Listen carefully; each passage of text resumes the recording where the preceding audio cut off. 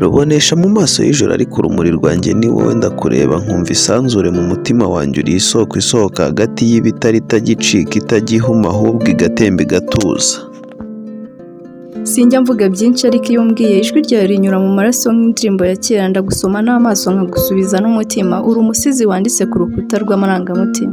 Ubura amagambo menshi yo kukubwira ariko sinshaka kuyatakaza uko nshaka wowe uri ijambo rimwe ryera ribumbatiye igikundiro cy'ubuzima bwanjye. Iyo usekeye isi yose ibivuga humura uri nk'inzozi zaremwe n'umuremyi udakina ufite isura itavugwa n'indimi zisanzwe nkakwita umutima uhumeka mu ishusho ya marayika.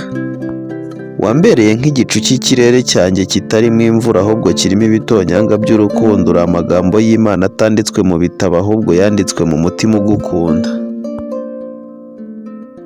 Ndagukunda nk'uko amazi akunda inzira yayo, nk'uko inyoni ikumbura icyari cyayo, uri igicumbi cy'amahoro mu ntambara zanjye, washyize ubuzima bwanjye mu bicu by'icyizere. Dufatanye amaboko twubaka urusengero rwacu aho impanga zacu zizasengera iteka, n'iyi si yaguciraho iteka nzaba ndi iruhande rwawe nkugire impano yanjye. Nzajya nguhobera igihe cyanjye cyose nta kintu kizandengera keretse urukundo rwawe uri nk'igitangaza cyabaye umuntu ufite umutima utera amajwi ya roho zombi.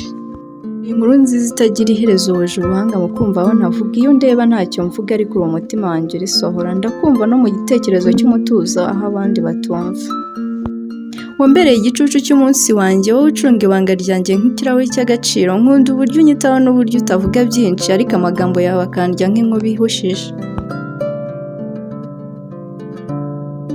Nkubona mu ndoto nkagutekereza ku manywa uri umurabyo utatse ijuru ry'umutima wanjye nkugereranya n'inyenyeri ariko wowe urazisumbura imfura itavugirwa uri igitangaza kitarambirwa. Sinigeze nsanga ijambo ribumbatiye ishusho yawe niba urukundo ari umwambi noneho umutima wanjye warashwe nabi kuko aho ngukunda niho umutima utemba nzagukunda mu ndirimbo ituje mu gahinda no mu byishimo ukwizera kwawe ni nk'inombe itemba ikabya amasezerano. Niyo abantu bansuzugura n'iyi si yambwira ngo mve mu nzaguma ndi uwawe ndi indirimbo wicayemo n'umburwa y'ibihe. Nzakubera inkingi igihe bose bagucitse nzavuga urukundo rwacu nk'umuhamya w'iherezo ko iminsi izahita isi izahinduka ariko urukundo rwacu ruzasigara ruvuga amateka. Ntuzigere wibaza icyo umariye isi uri isi yanjye mfata ukuboko turangwe n'iteka duhindura imibabaro inkuru y'urukundo wowe ni wowe nta gisobanuro kindi gikwiye uretse kuri inkoramutima itanyeganyezwa.